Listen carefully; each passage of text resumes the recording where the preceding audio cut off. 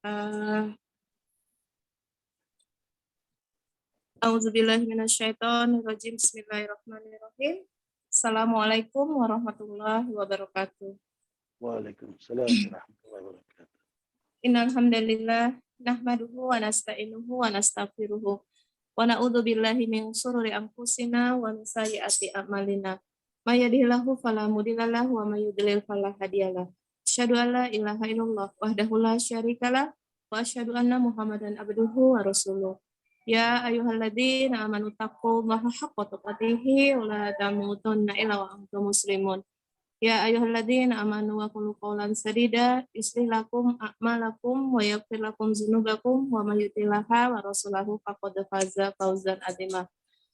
Alhamdulillahirabbil alamin, bi nikmati hitatimu soleha, kita panjatkan puji syukur kehadirat ilahi Robbi, kita semua masih terus diberikan nikmat iman, nikmat sehat, nikmat Islam, sehingga kita semua masih dapat dikumpulkan Allah di tempat yang mulia ini untuk sama-sama mengkaji ilmu yang akan disampaikan oleh Ustaz Farid.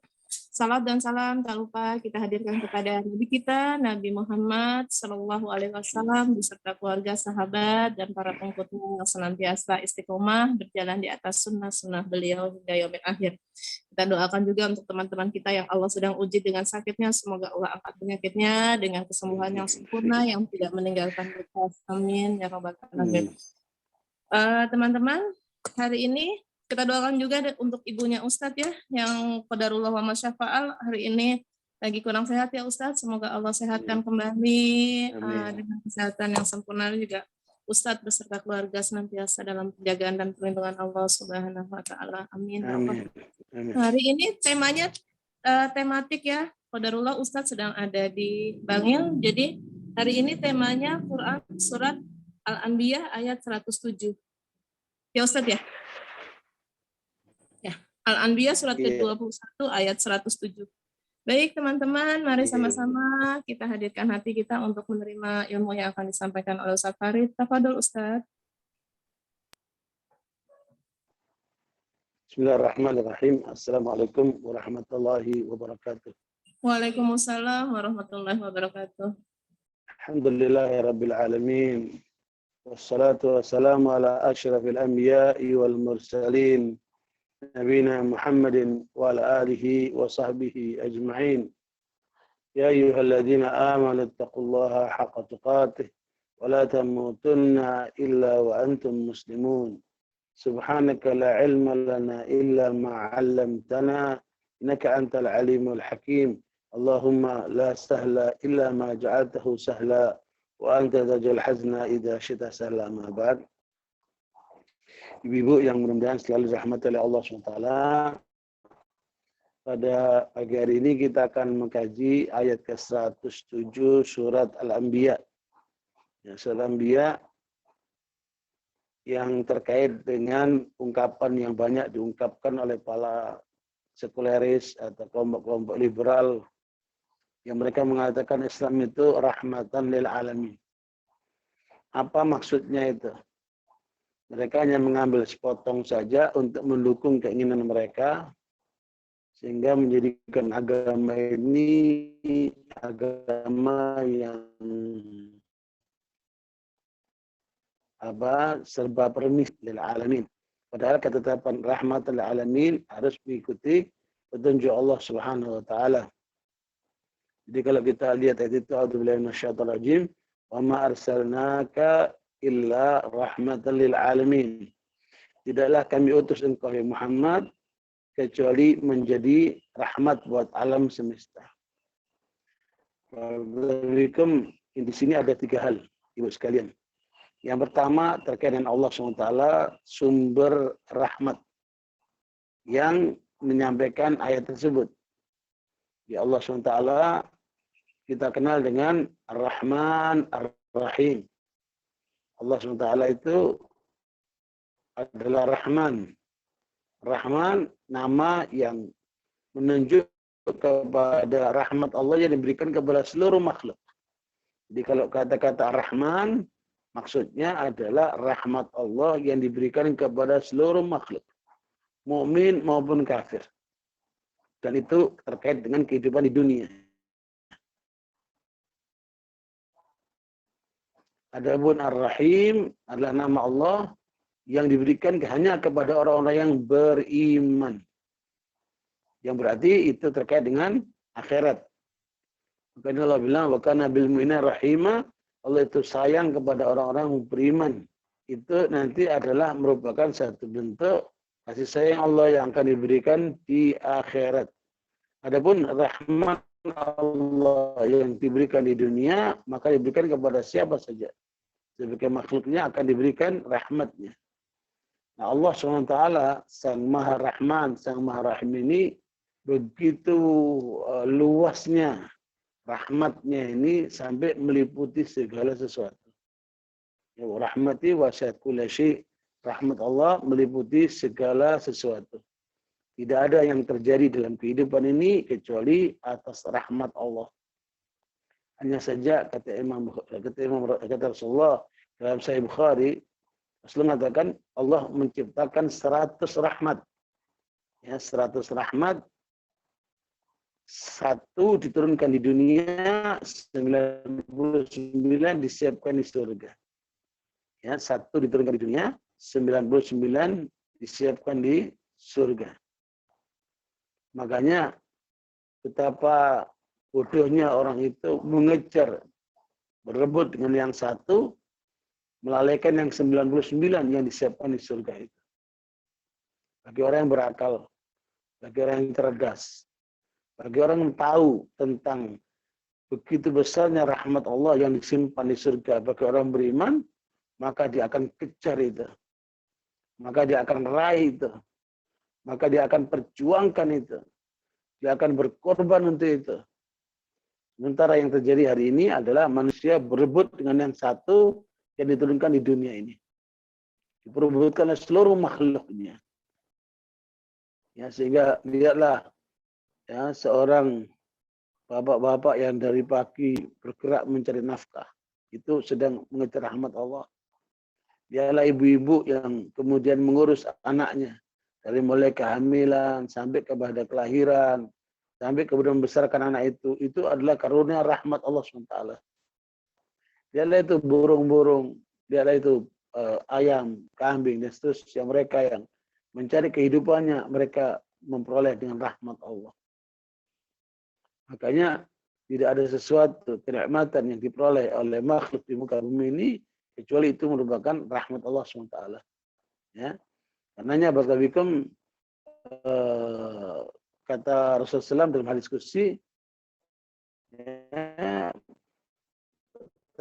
tentang firman Allah SWT, ya, wa rahmati sabaqat ghadabi, rahmatku mendahului murkaku. Makanya ibu lihat berapa banyak orang yang telah berbuat durjana, yang buat pelanggaran, yang buat kerusakan, tapi diberikan waktu kesempatan untuk dia mengevaluasi dirinya, untuk menyadarinya, ya, supaya kembali kepada jalan yang benar.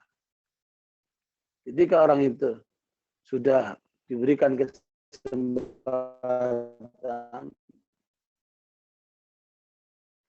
tapi nggak sadar juga, diberikan kesempatan nggak sadar juga, maka ketika Allah menghukum dia atau mencabut nyawa dia, itu berarti sudah maksimal yang terjadi kepada orang tersebut, sehingga jangan menyalahkan kecuali dirinya sendiri.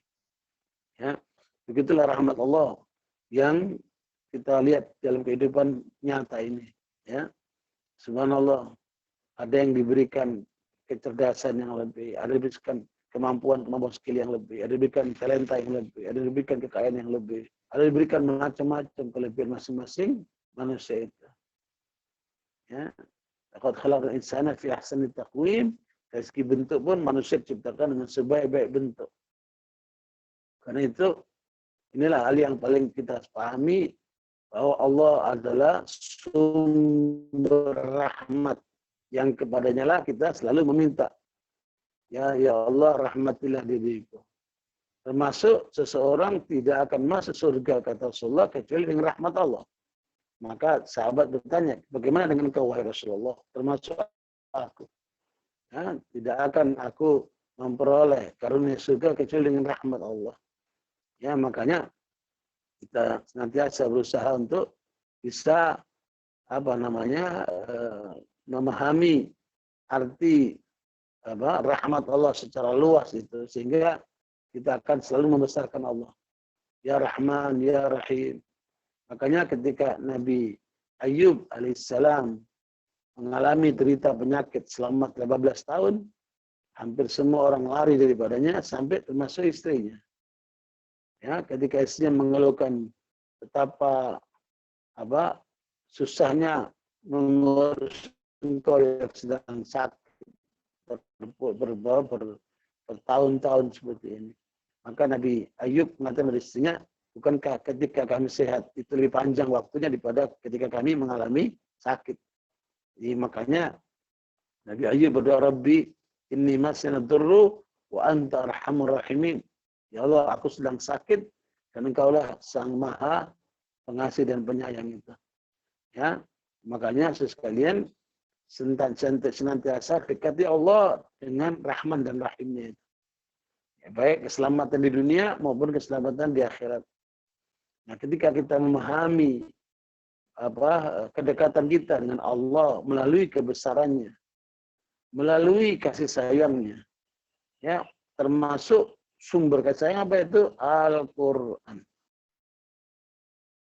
Ya, makanya dalam surat Yunus ayat 58, silakan dilihat, Allah mengatakan, Qul bifadlillahi wa birahmatihi fabidzalika falyafrahu wa khairun mimma yajma'un. Silakan dilihat surat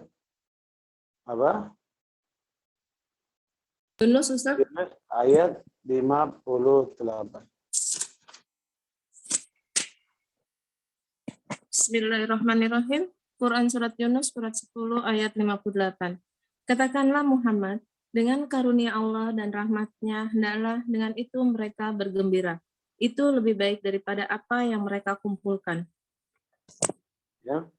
Jadi dalam ayat itu Allah memerintahkan kepada Nabi Muhammad dan untuk menyampaikan kepada umatnya. Ya, Qul bifadlillahi, katakan dengan karunia Allah. Apa maksudnya? Yaitu Islam. Ya, dengan Islam itu merupakan satu kebahagiaan tersendiri bagi orang Islam itu. Karena dia berarti sedang diarahkan menuju jalan keselamatan. Wa birahmatihi, dan dengan rahmatnya, itulah Al-Quran.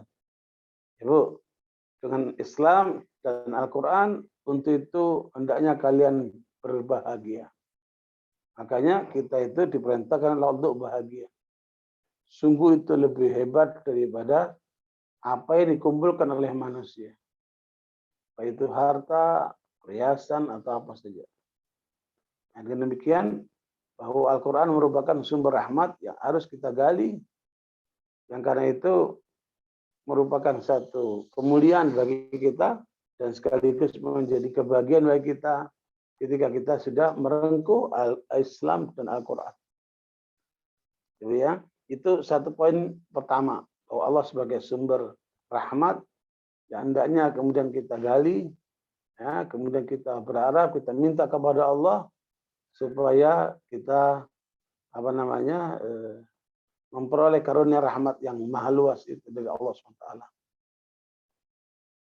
Ya, makanya baik dalam keadaan senang maupun susah, tetaplah kita senantiasa minta rahmat kepada Allah SWT. Ya, termasuk kematian itu, ibu sekalian, merupakan rahmat dari Allah bagi orang beriman. Penyakit itu bisa menjadi rahmat oleh Allah bagi orang beriman, sehingga mengampunkan dosanya, mengangkat derajatnya, menambah pahalanya, dan kalaupun mati, dia mati dalam keadaan mati syahid. Ya, makanya jangan pernah berputus asa. Wala tayasu min rahmatillah. Jangan kamu pernah putus asa terhadap rahmat Allah. Sehingga teruslah kita minta. Satu kali ada seorang profesor, namanya Profesor Dr. Kamal Badri. Beliau ini dosen di Libya. Waktu itu saya staf di Libya sebagai kepala perpustakaan. Tiba-tiba si profesor ini memberikan saya sepeda kecil, ya, yang baru untuk anak saya. Waktu itu saya masih punya anak satu. Profesor ini menghadiahkan sepeda kecil untuk anak saya. Ya, sebelum dia berangkat untuk memberikan kuliah offline di daerah Sumatera Barat, daerah Padang. Ya, kami berterima kasih kepada beliau dan tiba informasi beliau meninggal di Padang. Profesor Dr. Kamal Badri ini. Kemudian kami dapat cerita rinci bagaimana proses kematiannya Profesor Dr. Kamal Badri ini, rahimahullah.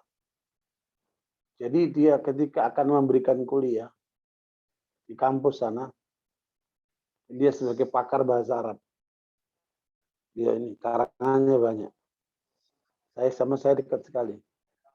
Kemudian dia sebelum memberikan kuliah itu, beliau didampingin oleh pembawa acara, ya, yang mengatakan dalam bahasa Arab, saya takalamu amamakum al-Ustadz Dr. Kamal Badri rahimahullah.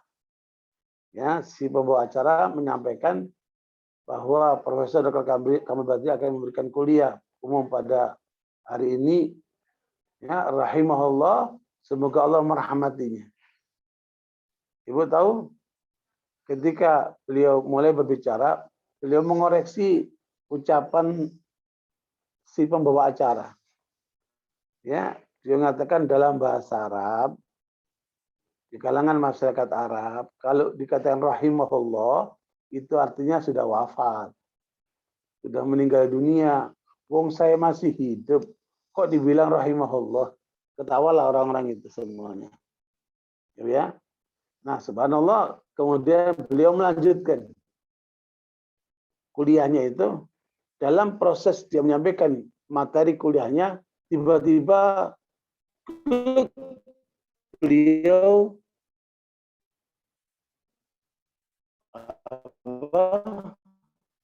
terjatuh, tertunduk, ternyata beliau meninggal dunia. Allah, justru beliau meninggal di saat sedang memberikan kuliah itu.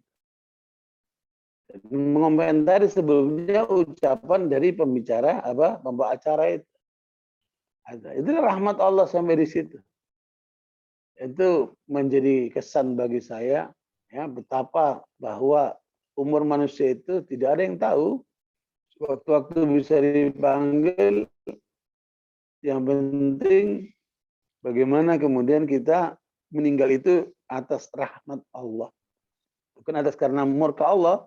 Karena kematian orang kafir, kematian orang-orang durhaka, kematian orang-orang jahat, kematian yang dimurkai oleh Allah. Tetapi mereka yang meninggal dalam rangka ketaatan, dalam rangka kebaikan, maka mereka akan meninggal dengan nama rahmat Allah. Itu yang kita harapkan, meninggal dengan rahmat Allah.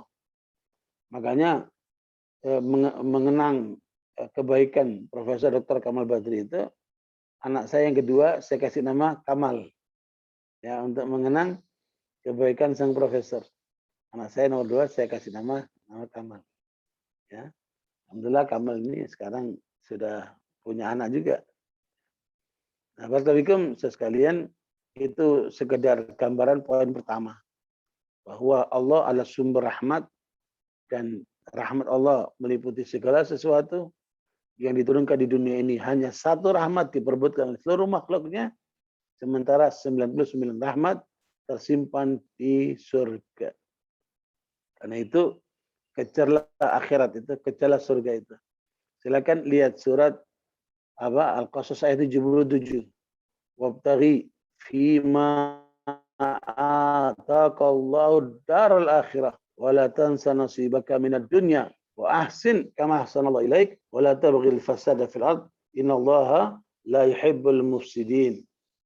Silakan dilihat surat Al-Qasas ayat 77. Bismillahirrahmanirrahim. Surat Al-Qasas, surat ke-28 ayat 77. Dan carilah pahala negeri akhirat dengan apa yang telah dianugerahkan Allah kepadamu. Tetapi janganlah kamu lupakan bagianmu di dunia. Dan berbuat baiklah kepada orang yang sebagaimana Allah telah berbuat baik kepadamu. Dan janganlah kamu berbuat kerusakan di bumi. Sungguh Allah tidak menyukai orang-orang yang berbuat kerusakan. Barakallahu Ibu sekalian. Makanya di dalam ayat itu Allah ingatkan 4 hal. Ya, supaya kita sukses dunia, sukses akhirat. Yang pertama diingatkan apa? Allah telah memberikan kepadamu segala sesuatu yang menjadi kebutuhanmu. Ya, diberikanlah kita kesehatan, penampilan yang bagus, ilmu, keislaman, keimanan. Ya, diberikanlah kesempatan waktu, diberikanlah harta, keluarga. Semua yang kamu peroleh itu, kata Allah, gunakan untuk kamu membangun akhiratmu. Dan jangan lupa kepentingan duniamu. Jadi itu, akhirat tadi berapa, Bu? 99 rahmat. Dan dunia hanya 1 rahmat. Meskipun begitu, jangan kamu lupakan rahmat yang Allah berikan di dunia ini. Kemudian, kata Allah yang ketiga, maka berbuat baiklah kamu kepada manusia sebagaimana Allah berbuat baik kepadamu. Ya, makanya poin ini yang harus menjadi perhatian kita, bahwa rahmat Allah dekat dengan orang yang suka berbuat kebaikan. Ayat 56 Allah katakan terkait dengan ayat yang sama itu di poin yang keempat, jangan membuat kerusakan di muka bumi. Artinya jangan berbuat dosa. Karena dosa itu hanya akan menyengsarakan pelakunya. Maka Ibnu Qayyim mengatakan dosa itu implikasinya ada 50. Implikasi negatif dosanya, budayanya, merusak masyarakatnya, merusak negaranya. Ya, sehingga karenanya kita perlu untuk senantiasa waspada terhadap segala macam dosa, baik itu perintah yang harus dijalankan maupun larangan yang harus ditinggalkan, agar kita tidak melakukan kerusakan di muka bumi. Nah, kembali baik kepada manusia, maka itu adalah kaitan dengan bagaimana memperoleh rahmat Allah dengan kebaikan-kebaikan yang kita perbuat itu. Lihat surat apa tadi? Al-A'raf ayat 56. Silakan Ibu baca. Wala tufsidu fil ardi ba'da islahiha wad'uuhu khaufa wa tama'a. Inna rahmatallahi qaribum minal muhsinin. Bismillahirrahmanirrahim. Quran Surat Al-A'raf, surat ke-7 ayat 56. Dan janganlah kamu berbuat kerusakan di bumi setelah diciptakan dengan baik. Berdoalah kepadanya dengan rasa takut dan penuh harap. Sesungguhnya rahmat Allah sangat dekat kepada orang yang berbuat kebaikan. Ya, Allah ingatkan jangan buat kerusakan. Maknanya apa, Bu? Jangan membuat dosa. Karena dosa akibatnya adalah kerusakan. Ya, makanya orang yang bermaksiat, orang berbuat dosa itu hanya orang bodoh, kata Allah. Ya, makanya jangan membuat kerusakan dengan melakukan dosa-dosa, dan teruslah berdoa, beribadah kepada Allah dengan penuh rasa harap untuk mendapatkan ampunan, rahmat serta surganya, dan takut jangan sampai kemudian terkena ancaman dan peringatannya, nerakanya itu. Dan sesungguhnya rahmat Allah dekat kepada orang-orang yang berbuat kebaikan-kebaikan. Itu kata kunci itu, Ibu. Ya, kalau kita ingin memperoleh rahmat Allah, maka perbanyak kebaikan-kebaikan kepada manusia lain. Ya, makanya manusia ini, Bu, cenderungnya untuk egois, hanya memperhatikan dirinya. Maka diajarkan oleh Allah dalam Al-Quran, diajarkan Rasulullah dalam sunnahnya, agar kita berbuat baik kepada orang lain. Ya, bahkan Nabi kalau mendapatkan istrinya sedang memasak, suruh menambah itu airnya dalam masakannya itu, supaya bisa dibagi dengan tetangga-tetangganya. Itu satu pola untuk mendatangkan rahmat Allah, maka teruslah berbuat kebaikan-kebaikan kepada orang lain. Ya, karena itu merupakan perintah Allah, wa ahsin kama ahsana ilaik. Berbuatlah kamu kebaikan sebagaimana Allah telah berbuat kepadamu. Makanya pola para anbiya, Ibu sekalian, itu adalah pola senantiasa berbuat kebaikan. Ibu lihat surat Al-Anbiya ayat 73, ya, Surah Anbiya ayat 73 Allah katakan wa ja'alnahum a'immatan yahduna bi amrina wa auhayna ilaihim fi'lal khairat iqamas shalah wa ita'az zakah wa kanu lana 'abidin. Surat apa? Al-Anbiya ayat 73 terkait dengan sikap para nabi dan rasul yang diarahkan oleh Allah untuk menjadi pemimpin di kaumnya, mengikuti petunjuk Allah dan senantiasa terus berbuat kebaikan-kebaikan. Silakan dibaca Al-Anbiya ayat 73.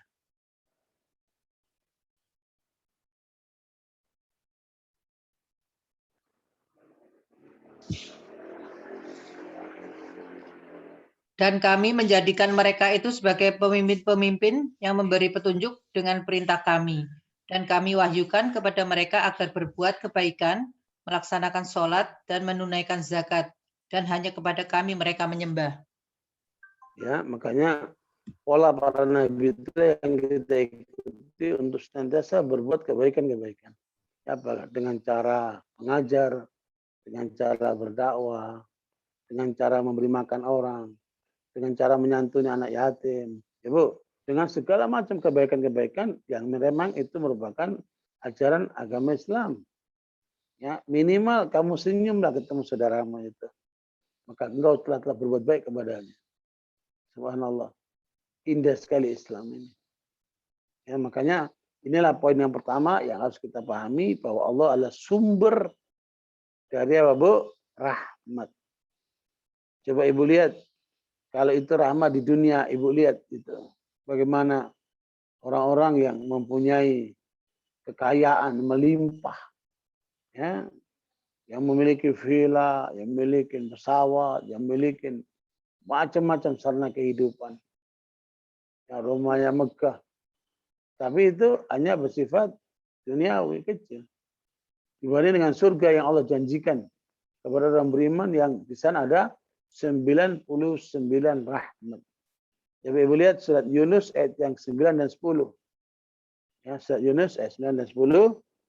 Innalladzina amanu wa amilus salihati yahdihim rabbuhum bi imanihim tajri min tahtihimul anhar fi jannatin na'im da'wahum fiha subhanakallahumma wa tahiyyatuhum fiha salam wa akhiru da'wahum alhamdulillahi rabbil alamin.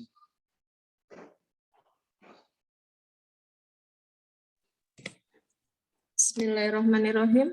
Sesungguhnya orang-orang yang beriman dan mengerjakan kebajikan, niscaya diberi petunjuk oleh Allah karena keimanannya. Mereka di dalam surga yang penuh kenikmatan, mengalir di bawahnya sungai-sungai. Doa mereka di dalamnya ialah, Subhanaka Allahumma, Maha suci Engkau ya Rabb kami, dan salam penghormatan mereka ialah salam, salam sejahtera. Dan penutup doa mereka adalah, Alhamdulillahirabbil alamin, segala puji bagi Allah Rabb seluruh alam. Ibu, jadi surga yang dijanjikan kepada orang beriman mengalir sungai-sungai di bawahnya dan mereka mengungkapkan 3 hal selalu, Ibu. Makanya di dunia ini hendaknya itu menyertai lisan kita. Ya, kata kunci para ahli surga nanti di surga sana adalah Subhanakallahumma. Jadi kalau Ibu nanti di surga ingin daging rusa, Ibu bilang Subhanakallahumma. Tersajilah itu daging rusa. Kalau Ibu ingin mendapatkan buah-buahan jenis apa saja, Ibu mengatakan Subhanakallahumma, malaikat pun menghantarkan buah yang Ibu bayangkan itu. Luar biasa. Kata Ibnu Qayyim, Subhanakallahumma itu adalah passwordnya ahli surga untuk meminta sesuatu dari Allah SWT. Apa yang terbayang, itulah yang kemudian akan diberikan. Ya, tidak perlu mengelola lagi, nggak perlu mengharap. Menanam lagi, langsung diberikan. Subhanallah. Makanya di dunia ini, orang mukmin itu akan banyak di lisannya terdengar kata-kata apa? Subhanallah, Subhanakallahumma, atau Subhanallah. Ya, Bu, lihat sesuatu indah, Subhanallah. Ya, Bu, nah, jangan, waduh, Masya Allah, bagus banget. Ya, keliru. Aduh, indah banget. Aduh. Kok aduh sih? Nah, kalau melihat satu keindahan, kenikmatan, katakan apa? Subhanallah. Nanti di akhirat bagi penduduk surga akan mengatakan subhanakallahumma. Berarti dia meminta sesuatu untuk diberikan. Ibu, kita hanya bisa mengatakan subhanallah. Ya, indahnya taman itu, indahnya kebun itu, indahnya rumah itu, indahnya lautan itu, indahnya gunung itu. Kita kata subhanallah. Maha suci Engkau ya Allah. Ya. Makanya kalaupun menang Rasulullah SAW diperintahkan untuk banyak bertasbih. Ya, idza jaa nasrullahi wal fath wa ra'aitan nas yadkhuluna fi dinillahi afwaja fasabbih bihamdi rabbika wastaghfir. Banyak bertasbih, ya. Karena ahli surga itu tandanya dia banyak bertasbih. Maka Nabi mengatakan kalimatani khafifatani 'ala lisani, thaqilatani fil mizani, habibatani 'inda rahmani, subhanallah wa bihamdihi subhanal azim. Dua kalimat yang sangat berat di timbangan. Mudah diucapkan oleh lisan dan dicintai oleh Sang Maha Rahman, yaitu subhanallah wa bihamdihi subhanallahul azim. Nah, berbanyaklah kata-kata itu. Zikir itu subhanallah bihamdihi subhanal azim. Ya, itu merupakan ungkapan ahli surga di dunia ini. Ya, nanti di surga diganti dengan subhanakallahumma karena di situ ada unsur permintaan. Nah, yang kedua, Bu, salam. Makanya kalau ketemu assalamualaikum. Assalamualaikum. Itu tanda ahli surga, Bu. Di dunia saja kita bisa melihat itu. Ahli surga itu suka memberikan salam. Yang suka kedamaian itu. Nah, kemudian dan kalau menutup segala sesuatu dengan kata-kata alhamdulillah. Selesai pengajian alhamdulillah. Subhanallah bihamdika asyhadu an la ilaha illa anta astaghfiruka wa atubu ilaik. Ya, subhanakallahumma wa bihamdika itu satu bentuk ungkapan apa? Pujian kepada Allah dan sekaligus penutup. Alhamdulillah habis makan. Alhamdulillah habis minum. Alhamdulillah sebagai satu penutup bagi amalan seorang hamba yang menjadi calon penduduk surga. Karena di surga pun begitu mereka. Lalu mengucapkan alhamdulillah. Ya, tiga itu, Bu. Subhanallah, assalamualaikum, dan alhamdulillah. Ciri orang calon-calon ahli surga yang kita lihat di dunia ini. Jelas, Bu? Nah, karena itu Barakatuh kembali kepada poin yang pertama, Allah sebagai sumber rahmat yang harus kemudian kita gali, kita raih, ya, dengan apa tadi? Kebaikan-kebaikan kita tanam, sehingga kita ingin mengharapkan 99 rahmat yang disiapkan di surga itu. Itu satu poin. Poin yang kedua, dalam ayat yang sedang kita bahas, wa ma arsalnaka illa rahmatil alamin, tidaklah kami utus engkau wahai Muhammad, ya, kecuali untuk menjadi rahmat buat alam semesta. Di poin yang kedua, sebagai subjek. Nabi Muhammad sebagai subjek yang ditugasi oleh Allah membawa rahmat kepada umat manusia. Ya, subjek Nabi Muhammad ini kita ketahui dalam penjelasan Allah dalam surat Al-Imran ayat 159. Fabima rahmatin minallahi linta lahum walau kunta faddan ghalidhal qalbi lan faddu min hawlik fastaghfir lahum fa'fu anhum wastaghfir lahum wa syawirhum fil amr. Idza azamta fatawakkal 'ala Allah innallaha yuhibbul mutawakkilin.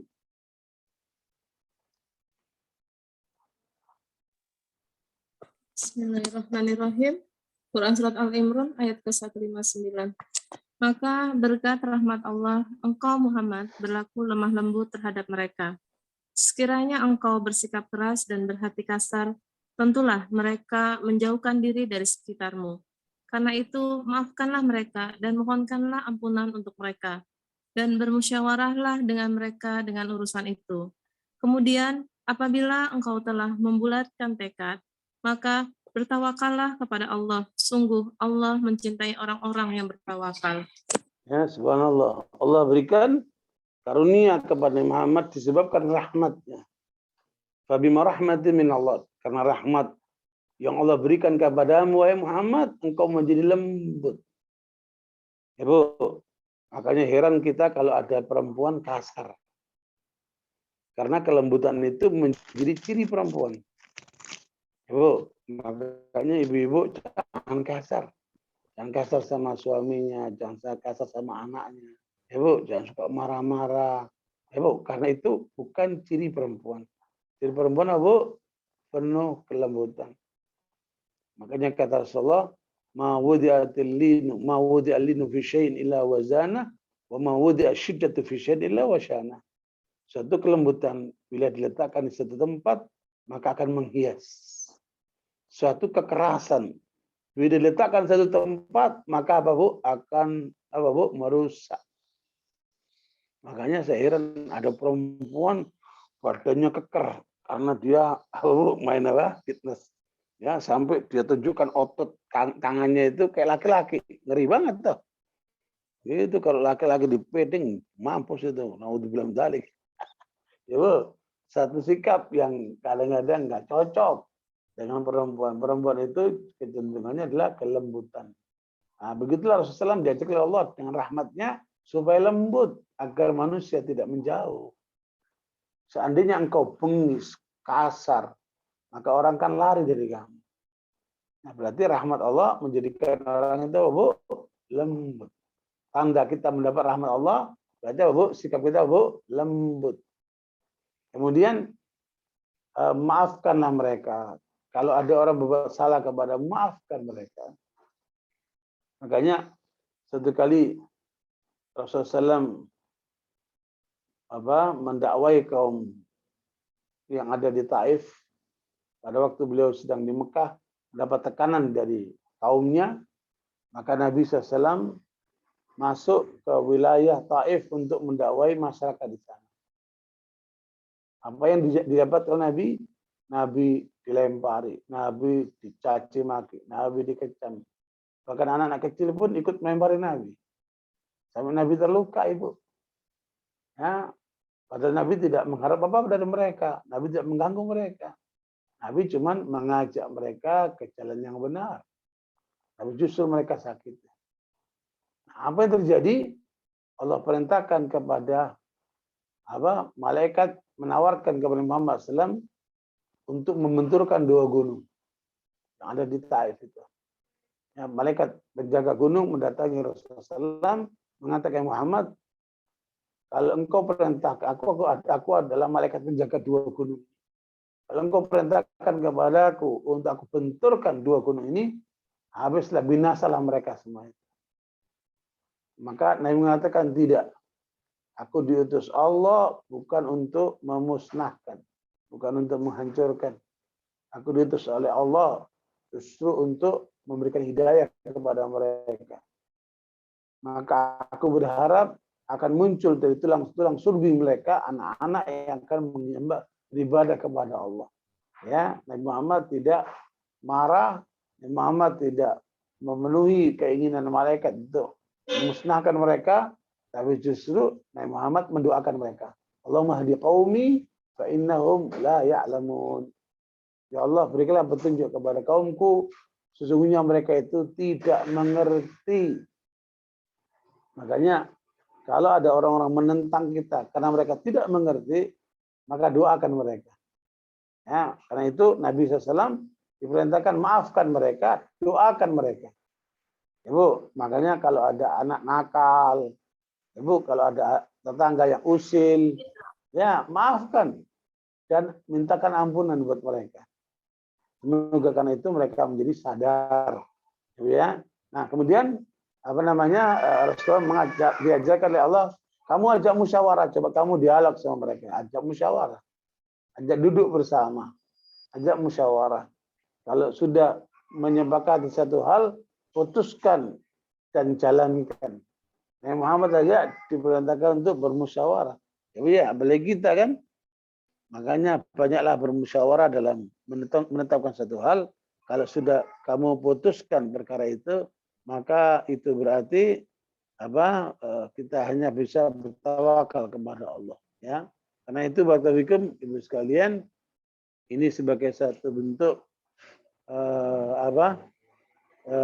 panduan yang Allah berikan kepada Muhammad SAW disebabkan karena rahmatnya itu. Makanya sifat utama Nabi Muhammad itu adalah penuh dengan kasih sayang. Lihat surat Taubah ayat 128. Ya. Surat Taubah ayat 128.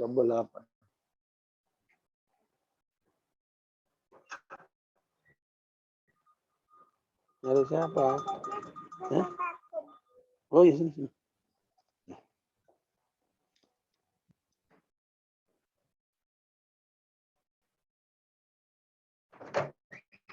Sana. Ini masih. Sendiri coba sini. Ya, silakan dilihat. Surat At-Taubah ayat 128. Laqad ja'akum rasulun min anfusikum azizun 'alaihi ma 'anittum harisun 'alaikum bil mu'minina raufur rahim. Bismillahirrahmanirrahim. Surat At-Taubah 128. Enggak ada bismillah. At-Taubah enggak ada bismillah, Bu. Iya, maaf. A'udzubillahi minasyaitonir. A'udzubillahi minasyaitonir. Sungguh telah datang kepadamu seorang rasul dari kaummu sendiri. Berat terasa olehnya penderitaan yang kamu alami. Dia sangat menginginkan keimanan dan keselamatan bagimu, penyantun dan penyayang terhadap orang-orang beriman.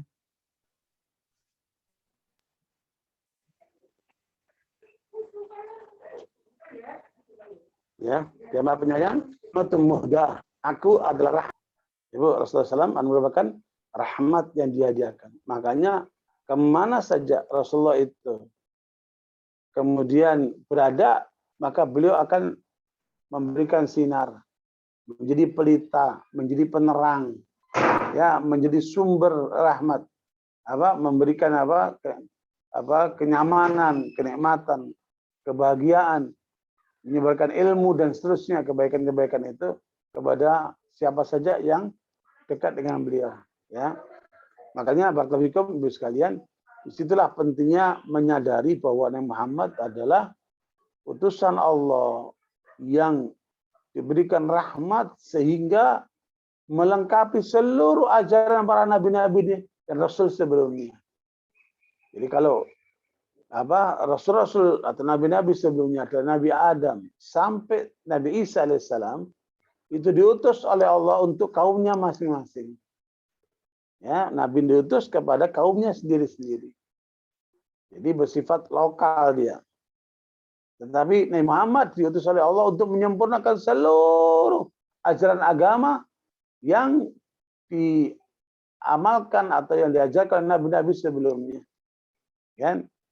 Nah, karena itu kesempurnaan yang ada pada ajaran Islam yang dibawa oleh Nabi SAW menjadi rahmatan lil alamin. Ya, itulah kemudian turun ayat ke-3 surat Al-Maidah. Ya, al-yauma akmaltu lakum dinakum wa atmamtu alaikum ni'mati wa raditu lakumul Islam dina.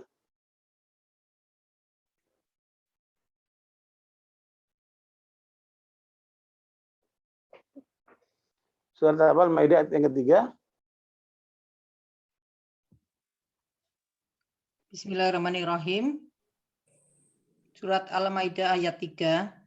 Diharamkan bagimu memakan bangkai, darah, daging babi, dan daging hewan yang disembelihkan bukan atas nama Allah, yang tercekik, yang dipukul, yang jatuh, yang ditanduk, dan yang diterkam binatang buas, kecuali yang sempat kamu sembelih.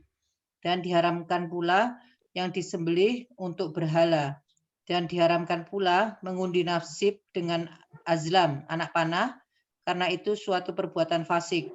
Pada hari ini orang-orang kafir telah putus asa untuk mengalahkan agamamu.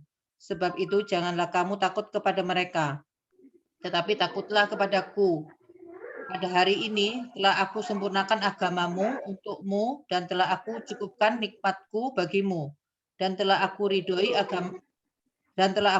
Islam sebagai agamamu. Tetapi barang siapa terpaksa karena lapar bukan karena ingin berbuat dosa, maka sungguh Allah Maha Pengampun, Maha Penyayang. Ya, jelas itu Allah telah menyempurnakan Islam yang pernah dibawa oleh seluruh para nabi dan rasul, yang Islam mereka itu lokal hanya untuk kaumnya, sehingga diangkat oleh Rasulullah menjadi universal. Sehingga Islam untuk seluruh alam semesta.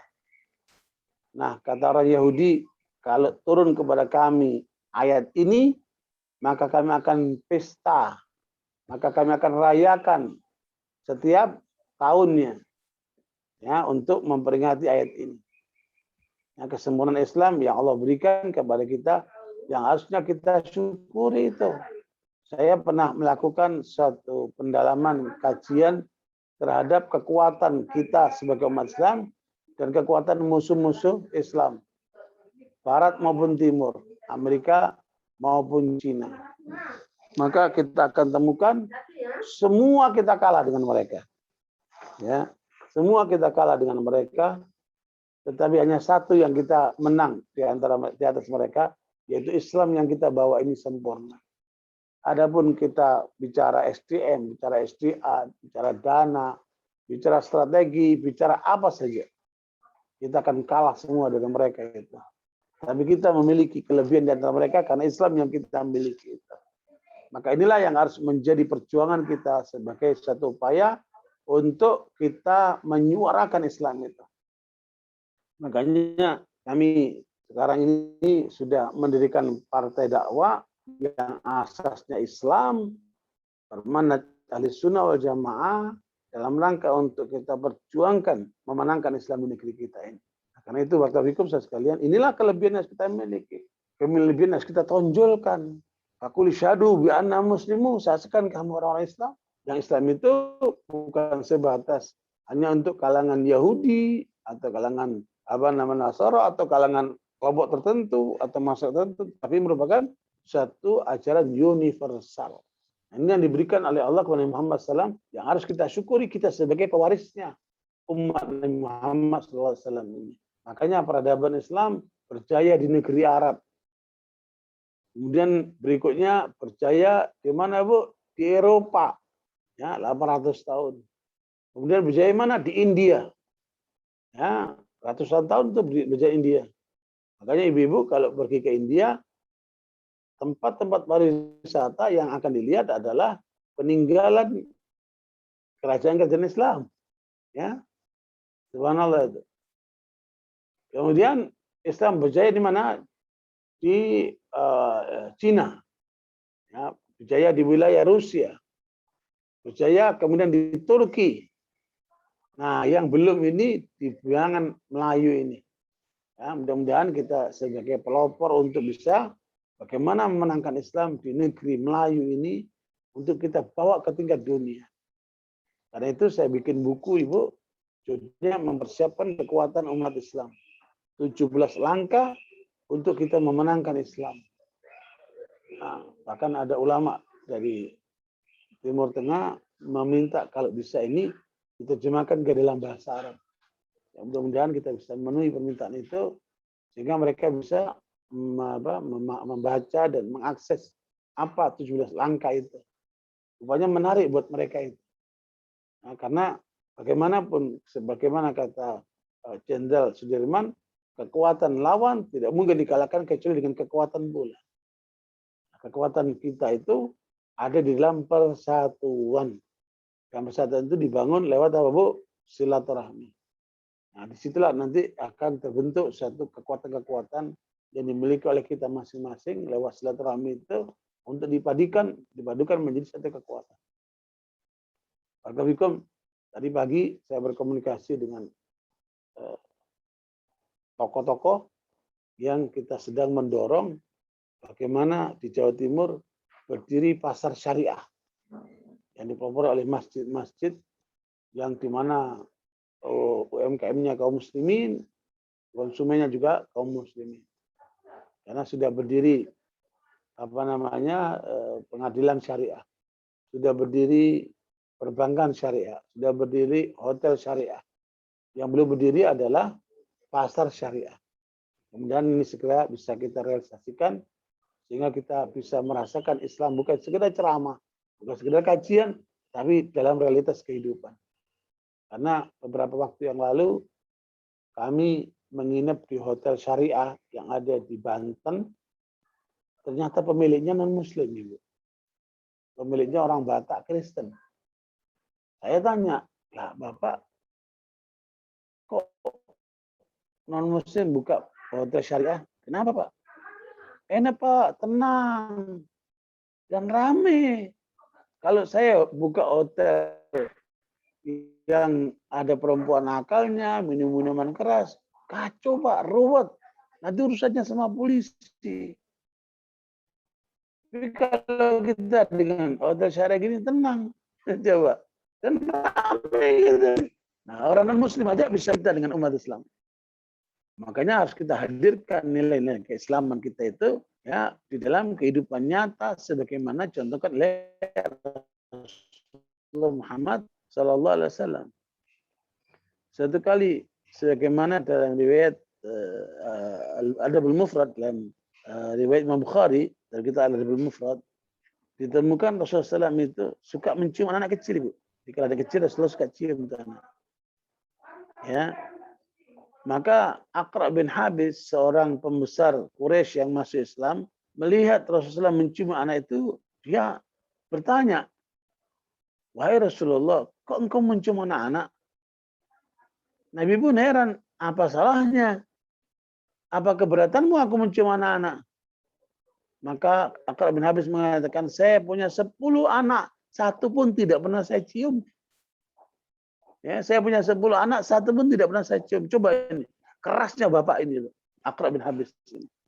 Maka keluarlah sabda Rasulullah menjadi pelajaran buat kita semuanya, man la yarham la yurham. Ya, siapa yang tidak menyayangi, maka dia tidak disayangi. Maka kasih sayang Allah inilah yang harus kita hadirkan dalam kehidupan kita, termasuk bagaimana menyayangi anak-anak kecil, menyayangi keluarga, menyayangi bahkan sama manusia. Nah, Bapak-Ibu, ini adalah suatu ajaran yang dicontohkan oleh Rasulullah Sallallahu Alaihi Wasallam. Ya, dengan demikian betapa bahwa memang Rasulullah itu adalah rahmat yang dihadiahkan kepada umat manusia bisa dilihat dari banyak sisi, Ibu. Ya, kalau kita mempelajari sirah Rasulullah, ya, sejarah Rasulullah itu bisa ditinjau dari 6 hal, Ibu. Ibu catat tuh. Kalau Ibu ingin mendalami sejarah Nabi, maka perlu melakukan kajian pendalaman terhadap 6 hal. Yang pertama, mempelajari tentang sejarah Rasulullah secara kronologis. Mulai beliau lahir sampai beliau wafat. Nah, itu tertulis dalam Sirah Nabawiyah secara kronologis, ya, termasuk kitab Rahiqul Maktum dan seterusnya, itu menjelaskan tentang perjalanan hidup dari Rasulullah lahir sampai wafat. Yang kedua, mempelajari tentang Syama'ilun Nabi. Syama'ilun Nabi itu tentang keutamaan, tentang akhlak Rasulullah. Bagaimana akhlak Rasulullah dalam dirinya, keluarganya, masyarakatnya, dalam bernegara, dalam hubungan dengan anak-anak dan perempuan dan seterusnya itu. Nah, itu ada kitab Syama'ilun Nabi yang ditulis oleh Imam Tirmidzi. Itu akan mengungkap tentang bagaimana akhlak Rasulullah SAW. Dari situ akan nampak sekali bagaimana rahmat Rasulullah kepada umatnya itu. Nah, kemudian yang ketiga, membahas tentang keutamaan Nabi. Jadi banyak sekali keutamaan Nabi yang tidak dimiliki oleh orang lain. Termasuk fisik Nabi itu 30 kali lipat kekuatan orang biasa. Nah, itu keutamaan Nabi itu. Keutamaan Nabi bisa melihat yang di depan, juga bisa melihat yang di belakang. Nah, itu keutamaan Nabi. Nah, fadhailun Nabi SAW, keutamaan Nabi itu ditulis banyak oleh para ulama untuk mengungkapkan tentang spesifikasi dari keutamaan Nabi Sallallahu Alaihi Wasallam. Adapun yang keempat terkait dengan khosaisun Nabi, kekhususan Nabi. Seperti Nabi diwajibkan qiyamul lail, kita sebagai umatnya tidak disunahkan. Itu kekhususan Nabi itu. Ya, kekhususan Nabi boleh menikah lebih dari 4 orang. Kita sebagai umatnya tidak boleh. Maksimal lelaki menikah 4 orang. Ya. Nah, begitulah hal-hal yang berkaitan dengan khususan Nabi. Di antara itu Imam Suyuti 2 juz itu tentang khususan Nabi Sallallahu Alaihi Wasallam. Ya. Kemudian yang kelima terkait dengan ghazawatun Nabi, terkait dengan perang-perang Rasulullah SAW. Bagaimana perjalanan peperangan Rasulullah SAW di dalam mengelola peperangan itu. Ya, the best defense is offense, the best offense is defense. Baik-baik menyerang adalah bertahan, dan sebaik-baik bertahan adalah menyerang. Itu adalah tentang perjalanan Nabi memimpin peperangan-peperangan itu. Cukup banyak itu para ulama tentang ghazawatun Nabi. Yang keenam, yang terakhir tentang dalailun Nabi. Yaitu tentang apa? Mukjizat Rasulullah selain Al-Qur'an. Nabi memperoleh banyak mukjizat selain Al-Qur'an yang itu banyak diungkap dalam kitab Dalailun Nabi seperti ditulis oleh Imam Al-Baihaqi, ya. Nah, begitulah Ibu sekalian, poin yang kedua terkait dengan Rasulullah SAW sebagai subjek yang diberikan oleh Allah rahmat untuk kemudian diajarkan kepada umat manusia, sehingga manusia, bukan hanya manusia, termasuk juga jin dan makhluk-makhluk lain mendapatkan rahmat. Nah, ini poin yang kelima. Poin yang ketiga, maaf. Jadi poin yang pertama tentang Allah sebagai sumber rahmat, dan yang kedua adalah Rasulullah sebagai subjek rahmat yang diberikan oleh Allah untuk disebarkan kepada manusia. Nah, yang ketiga, ya, sebagai objek rahmat, sebagai objek yang diberikan kepada seluruh makhluknya. Nabi mengatakan, bu'itsu ila tsaqalain. Aku diutus oleh Allah kepada dua makhluk, manusia dan jin. Kita sekarang masih bersentuhan dengan manusia, Bu, ya. Kita dakwai manusia, kita ajarkan manusia, kita berinteraksi manusia. Kita masih belum berinteraksi, berdakwah kepada jin. Ya, itu kehidupan yang tidak terlihat oleh manusia, tapi nyata. Ya, terutama Ibu kalau berhubungan dengan ruqyah syariah yang akan menangani orang-orang yang terkena jin itu, baru akan tahu betapa bahwa di sana ada kehidupan jin yang luar biasa, yang mereka itu menyasar kepada seluruh manusia untuk dicelakakan. Ya, karena itu barakallahu. Nah, sekarang bagaimana kita kemudian menjadi rahmat, ya, di dalam membawa Islam kepada makhluknya, sehingga kita bawa nilai-nilai Islam dalam kehidupan. Nah, ini yang terpenting, Ibu.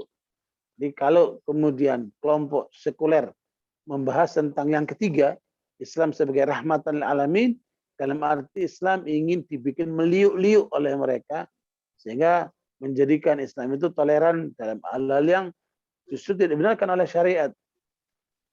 Ya, mencampur adukkan agama itu tidak dibenarkan oleh syariat. Ya, menikahkan seorang perempuan dengan lelaki non muslim itu dilarang oleh syariat. Nah, dengan acara atau cara rahmat Islam rahmatul alamin, maka mereka justru membenarkan LGBT umpamanya. Rusak. Jadi Islam rahmatul alamin justru berdasarkan nilai-nilai keislaman yang diajarkan oleh Allah dan Rasulnya kepada kita, untuk kita bawa syariat ini kepada umat manusia. Ibu lihat surat Al-Jathiyah ayat 18. Tsumma ja'alnaka ala syari'atin min al-amri fattabi'ha wa la tattabi' ahwa alladziina la ya'lamun. Surat Al-Jathiyah ayat 18.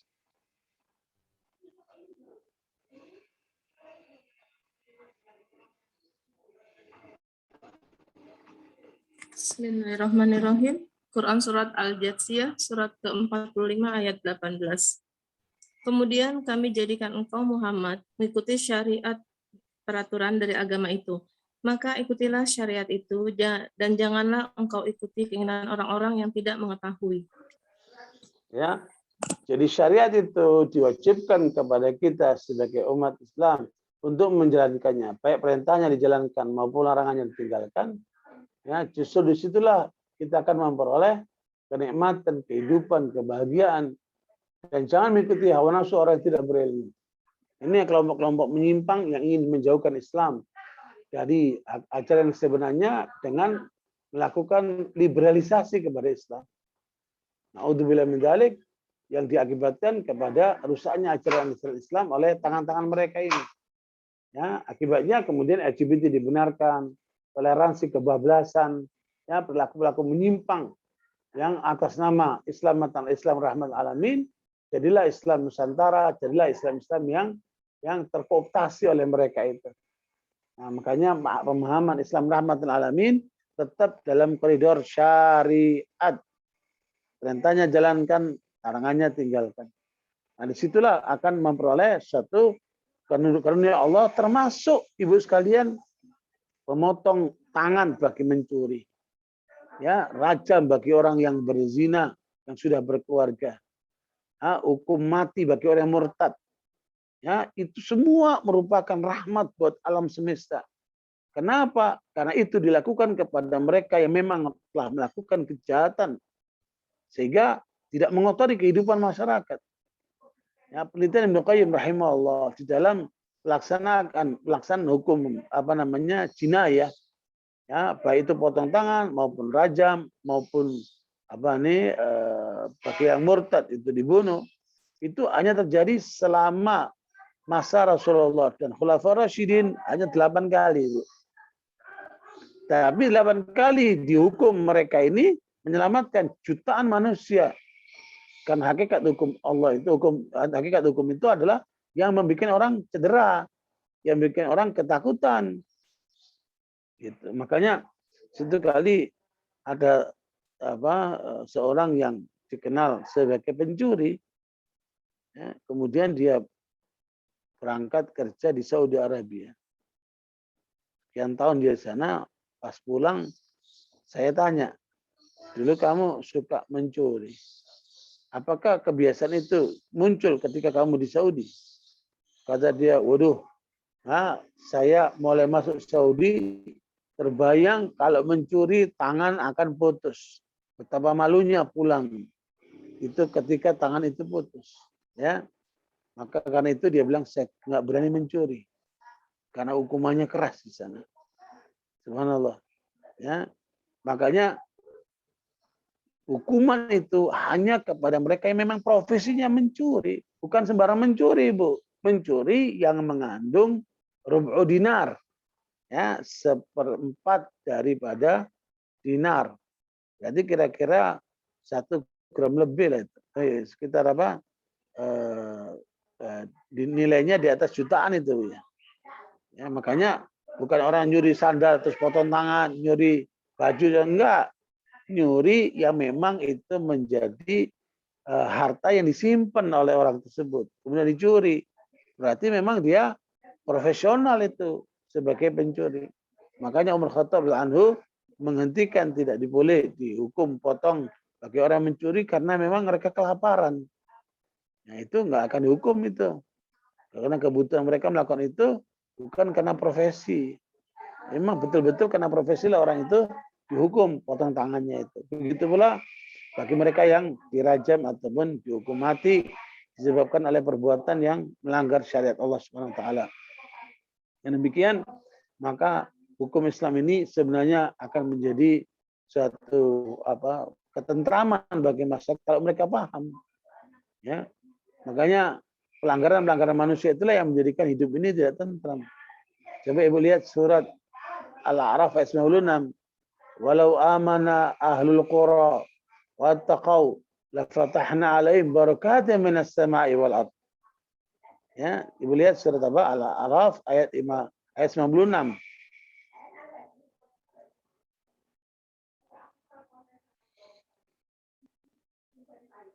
Bismillahirrahmanirrahim. Quran surat Al-A'raf surat ke-7 ayat 96. Dan sekiranya penduduk negeri beriman dan bertakwa, pasti kami akan melimpahkan kepada mereka berkah dari langit dan bumi. Tetapi ternyata mereka mendustakan ayat-ayat kami. Maka kami azab mereka sesuai dengan apa yang telah mereka kerjakan. Ya, coba suatu penduduk negeri itu beriman dan bertakwa. Mananya Bapak menjalankan syariat Allah. Maka Allah akan turunkan rahmatnya dari langit maupun dari bumi. Subhanallah itu. Makanya sekarang kita bagaimana menyadarkan banyak masyarakat manusia ini supaya kembali kepada Allah. Kembali kepada syariat Allah sehingga tersibrah mereka dengan sibrah Allah. Ya, terwarnai mereka dengan warna syariat Allah. Surat Al-Baqarah 138. Sibghat Allah wa man ahsanu min Allah sibgha wa nahnu lahu 'abidun. Ya, kita warnai manusia dengan warna syariat Allah sehingga mereka merasa tentram, nyaman, bahagia dunia, bahagia akhirat. Ya, karena warna dan dengan sibghah yang Allah berikan itu.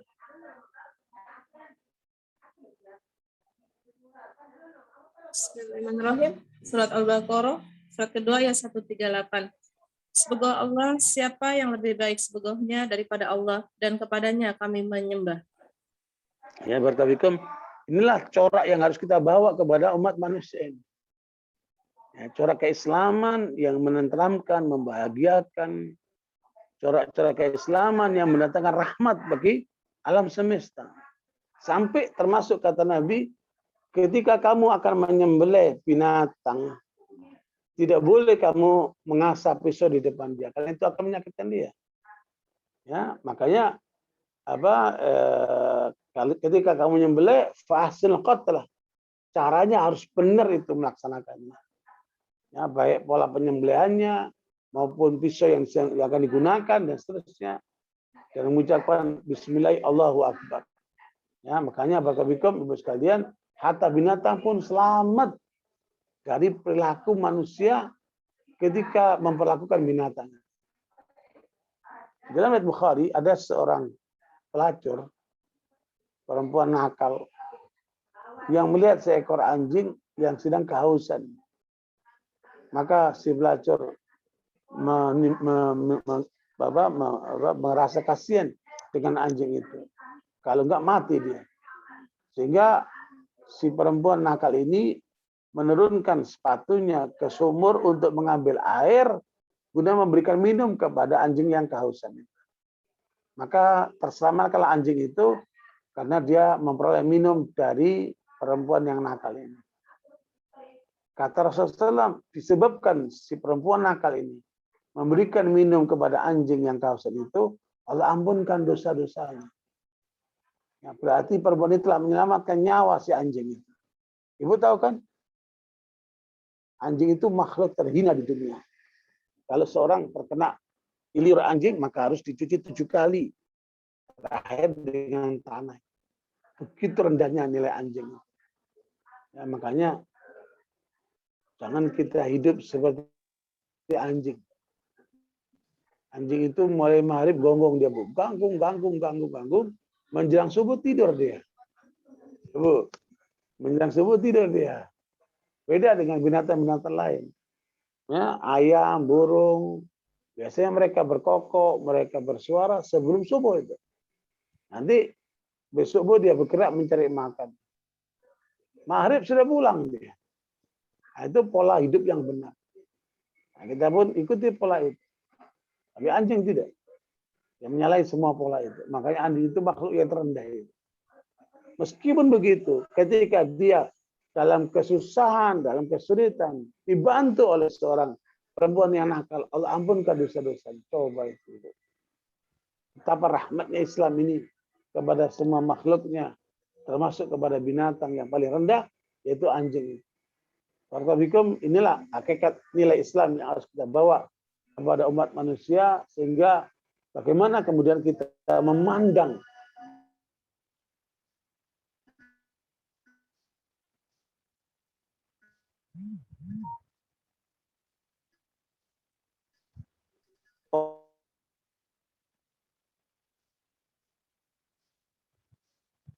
dengan pandangan kasih sayang, Ibu. Ya, kita melihat orang karena orangnya, kita benci kekafirannya. Tadi masuk Islam supaya dia menjadi mana seorang dokter melihat pasien. Ibu kalau lihat dokter, kamu sakit apa? Aku sakit pusing dokter. Pokok. Nah, dokter apa ini? Dokter itu ketika orang sakit pusing diobatin supaya hilang pusingnya. Ya, penyakitnya diobatin, orangnya disayang. Begitulah harusnya kita melihat orang-orang yang tersesat, orang-orang yang bejat, orang-orang yang kafir. Pandangilah mereka dengan pandangan kasih sayang. Sehingga kita dakwain mereka, kita ajarin mereka, kita bantu mereka, kita selamatkan mereka. Coba kalau nilai-nilai seperti ini sampai kepada orang non-Muslim, betapa hebat arti Islam itu kan. Cuma selama ini itu yang terjadi, sesama orang Islam sendiri berpecah belah, sesama orang Islam sendiri saling iri-irian, sesama orang Islam sendiri saling memojokkan. Nah, ini yang keliru itu. Ya, pandanglah orang lain itu dengan pandangan kasih sayang, dengan pandangan penuh rahmat, sehingga kita berikan sesuatu yang bernilai kepada orang tersebut. Mudah-mudahan pengertian ini bisa ditangkap oleh kita semua. Ya, 3 hal tadi. Yang pertama, Allah sebagai sumber rahmat. Yang kedua, Rasulullah sebagai subjek rahmat. Dan kita semua alam semesta sebagai objek rahmat yang harus kemudian kita bawa Islam kepada alam semesta ini sebagai rahmat alamin, sebagai Islam yang universal. Wallahu a'lam bishawab. Kalau ada pertanyaan dipersilakan Ibu. Barakallahu fikum. Ustaz Muhammad. Alhamdulillahirabbil alamin. Barakallahu fikum. Jazakallahu khair untuk Ustaz Farid yang sudah memberikan ilmunya siang hari ini. Quran surat Al-Anbiya surat ke-21 ayat 107. Mahat, jika ada yang mau bertanya dipersilakan, bisa langsung raise hand ya.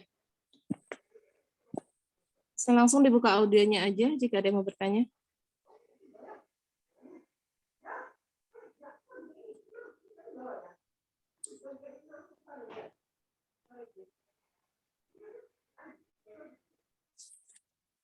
Ada yang mau bertanya?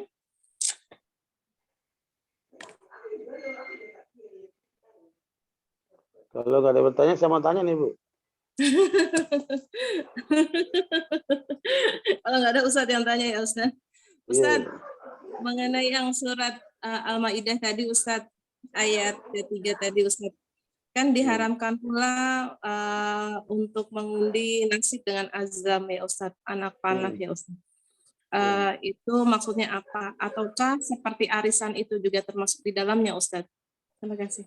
Ya, barakallahu azlam itu merupakan kebiasaan orang Arab di dalam mengundi. Ya, dengan cara menggunakan anak panah. Sekarang ini di kita nggak berlaku itu, Bu. Tapi undian-undian dalam bentuk nomor angka, ya Bu, undian dalam bentuk apa itu? Kayak waktu kecil itu kan banyak undian-undian yang itu semuanya dilarang dalam Islam. Karena mengundi nasib, mengundi keberuntungan itu sesuatu yang berlawanan dengan syariat Islam. Jadi mengundi baik itu dengan panah maupun dengan kelereng ataupun mengundi dengan cara-cara angka-angka, itu semua terlarang karena itu merupakan satu bentuk undi nasib yang kemudian tidak dibenarkan oleh syariat. Beda dengan arisan Ibu. Kalau arisan itu kan dasarnya itu gotong royong. Nah, arisan itu sifatnya mengumpulkan dana secara bersama, kemudian diundi siapa yang dapat duluan. Ya, itu bukan bentuk undian nasib itu, bukan. Yang keliru ketika itu dijadikan suatu profesi supaya dapat keuntungan dari undian itu. Itu nggak benar, Bu. Jadi undian arisan itu kalau tidak ada pihak yang mencari keuntungan karena masalah, hal itu sifatnya membantu mereka yang membutuhkan. Hanya waktunya saja giliran. Gilir. Si A duluan, si B duluan. Nabi mau berangkat bepergian safar. Kan istrinya banyak itu. Diundi oleh Nabi. Siapa yang keluar namanya, dia yang akan berangkat sama beliau. Nggak masalah. Ya? Tetapi kalau itu menjadi alasan seseorang berbisnis lewat arisan, itu nggak benar itu. Jadi memanfaatkan arisan untuk kepentingan bisnis dia, gitu. Itu nggak betul. Tapi kalau arisan dalam bentuk sebagai satu kegotong royongan untuk membantu orang yang susah, sehingga itu melalui proses undian untuk menentukan siapa yang dapat duluan. Nggak ada masalah itu. Karena nggak ada dilanggar dari syariatnya kan. Gitu. Tetapi ketika itu menjadi objek bisnis, ya itu nggak betul. Gitu. Boleh verifikasi. Baik, Ustaz, jazakallahu khair. Terus berkaitan ini juga Ustaz, kan sekarang ini banyak juga bank-bank yang menawarkan untuk kredit LM ya Ustaz ya. Kredit LM kan. Banyak bank-bank yang menawarkan seperti itu Ustaz. Itu bagaimana ya Ustaz? Semua kredit itu artinya utang, Ibu.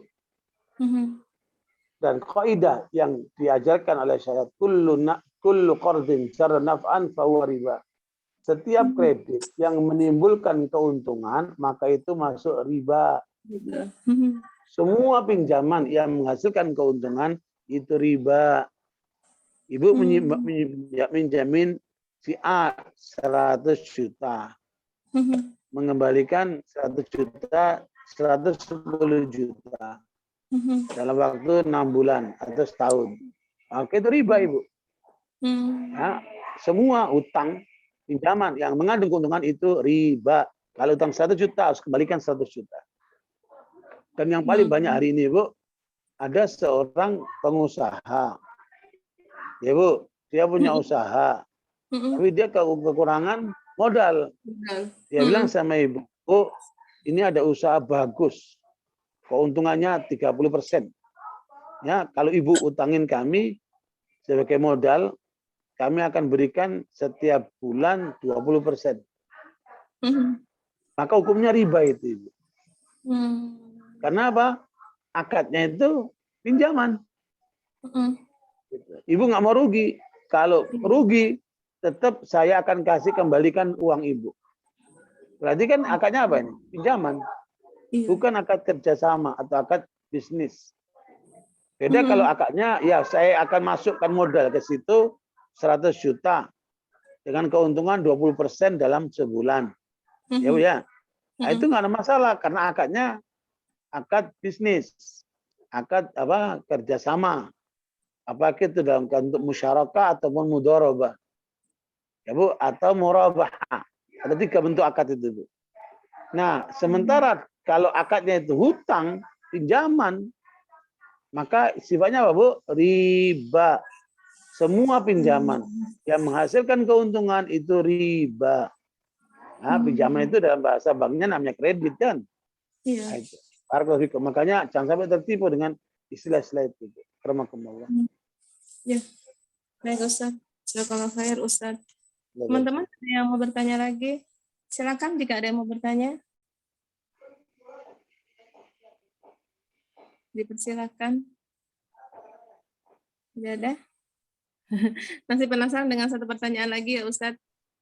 Ustadz, bagaimana jika seseorang gitu ya meminjam gitu ya, tapi terus dia orang yang minjam ini terus bilang nanti saya akan berikan hadiah kepada ibu, misalnya seperti itu loh Ustadz. Itu bagaimana Ustadz? Kita boleh menerimanya atau tidak Ustadz? Nggak boleh. Nggak boleh, tetap nggak boleh. Nggak boleh. Karena hadiah itu kan sesuatu keuntungan. Dan dipersyaratkan di depan oleh dia. Kecuali ibu pinjam 100 juta sama si A. Setelah ibu kembalikan 1 juta selesai, ibu kasih hadiah dia. Karena kebaikan dia kepada ibu, itu boleh. Karena tidak dibesarkan dari awal. Oh gitu. Oh, kalau yang dari kalau awal yang tidak boleh. Kalau orang pinjam sama ibu, nggak boleh itu. Karena dia mengiming-imingi pinjaman itu sebenarnya sebagai keuntungan. Oh iya, gitu. iya. Seperti bank-bank kan banyak begitu. Iya. Termasuk juga itu apa namanya toko-toko apa besar-besar itu kan begitu. Itu memberikan hadiah di depan itu adalah satu bentuk motivasi supaya orang itu minjemin gitu loh. Nah, itu nggak boleh itu, masuk riba itu. Karena itu masuk keuntungan. Hanya bahasanya hadiah gitu kan. Tetapi kalau hadiah itu diberikan setelah memberikan bayaran dan tidak disyaratkan dari awal, tidak boleh itu. Karena itu bentuk kebaikan. Man ahsana ilaikum fakafi'u. Kalau ada orang berbuat baik kepadamu, maka balaslah kebaikannya. Gitu. Nabi pun suka begitu, Bu. Nabi pinjam, habis bayar, Nabi kasih hadiah. Nah, itu nggak masalah. Iya. Bisa kasih awal. Baik, ya, barakallah. Baik Ustaz, jazakallahu khair. Teman-teman, jika ada yang mau bertanya, dipersilakan. Masih ada atau tidur tuh orang-orang, Bu? Insya Allah masih ada Ustaz. Insya Allah masih. Ada yang mau bertanya lagi, teman-teman? Jika tidak, kayaknya alhamdulillah. Mudah-mudahan tidak bertanya sudah mengerti ya Ustadz, insya Allah sudah kurang apa yang disampaikan oleh Ustadz, insya Allah. Kalau nggak ada nanya, saya mau nanya dikit itu. Ya Ustadz. Jadi sekarang ini Pak, ketentuan undang-undang bagi dunia politik itu dipersyaratkan 30%. Harus dari ibu-ibu, dari kaum wanita. Nah, ini ada nggak ibu-ibu yang minat ke politik ini? Ayo ibu-ibu ada yang ke politik kan?